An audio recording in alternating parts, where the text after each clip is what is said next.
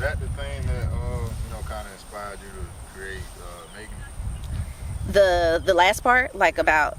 So yeah, there are a few things that inspired me to create Making It. That is definitely one of them. I cannot stand, and like I said, I'm older now, so I can kind of take a step back and understand where the sentiment comes from. But it always bothered me how people would talk so badly about a place that they were raised.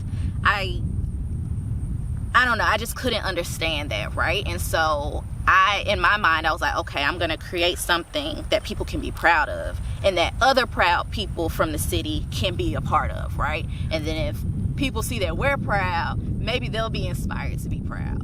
So that definitely fueled it a little bit. And then also I can remember walking the hallways of Howard during like college week, where they'd have the different schools come, right? And there'd be a few HBCUs, right? Like a couple.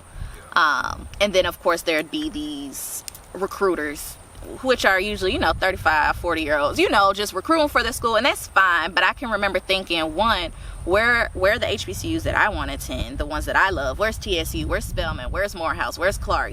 Where's Howard? Where are they? One. And then two, if I want to ask you about the real deal of college living and campus living, I would want to talk to a college student, right? Or like somebody who attended the school. And so from that, at that age, I just knew I wanted to do something, but I didn't know what it would manifest into. And then my sophomore year of college, that's when I decided I was going to plan a high school tour.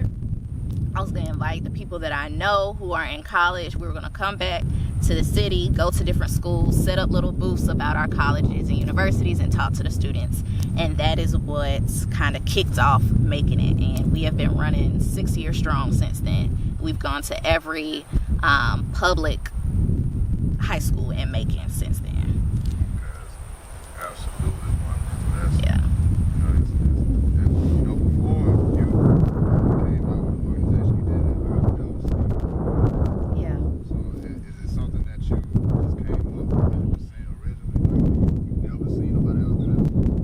Which part? Like the... Just taking different people that you know. Yeah. No, I've never seen anybody do that before. I mean, maybe they do, but yeah, it was completely like, I have an idea. I know some folks. I know how to write an email to some counselors. I'm going to see if it's a go. And it really, it was a go. And that's kind of how all of my ideas happen.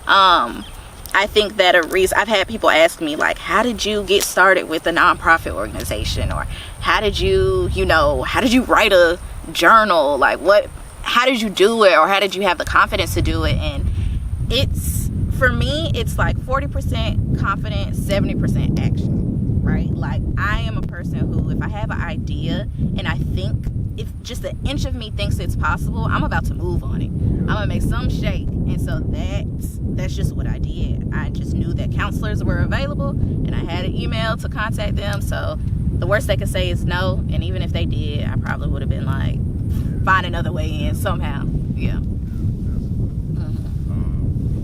Let's take it a little bit back. Yeah.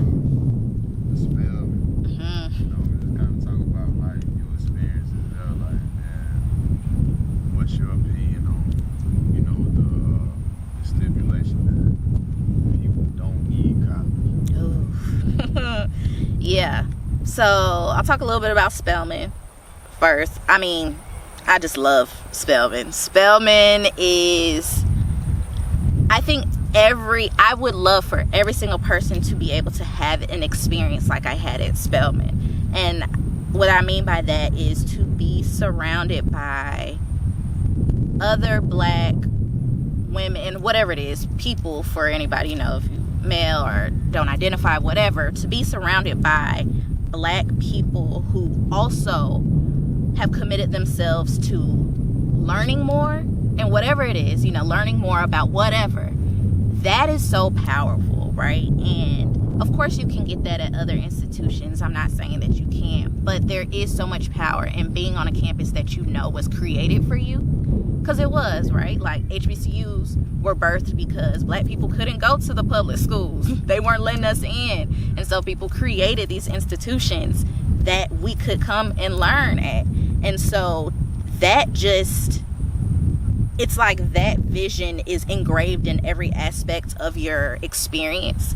And so where some people might have classes at their institutions, it's like, you know, African American studies, that is ingrained in every single class I take, you know, like, and so I'm able to, of course I valued it then, but now stepping back and being older and going to another institution that wasn't an HBCU, I have so much more respect for that experience, because people don't get that. You know, this world, education and everything else is not centered around the Black experience. And so being at Spelman gave me 4 years of an experience that was centered and created for me. And I think that has set me up for a lifetime. And that has fueled my passion to create other opportunities and spaces for Black people to feel the same. So that's just a little bit about Spelman. Love Spelman, love my Spelman sisters, it's great. How do I feel about people saying that people don't need college? You know, we don't need anything, right? But food and water, like that's, we don't need anything. But I think that people need to step back and think about why they're telling people that. I think that the college experience is valuable and everybody should have it.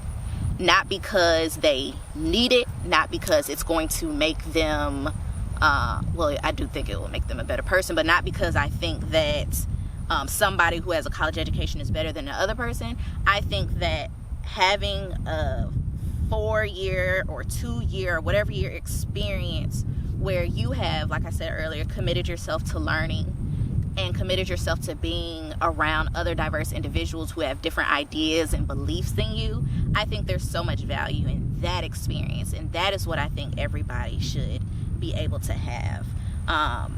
Learning from different people, right? And like I said, being in a classroom with somebody from across the country, right, who has a totally different belief system than you do, and having to collaborate with them, there's so much power in that. And that is a lesson in itself beyond the test and the schoolwork. And I think that's where people get caught up, right? Like, I don't want to take any more tests. Yeah. I don't want, you know, like, nobody does. I don't want to go take tests all day. That's not the part.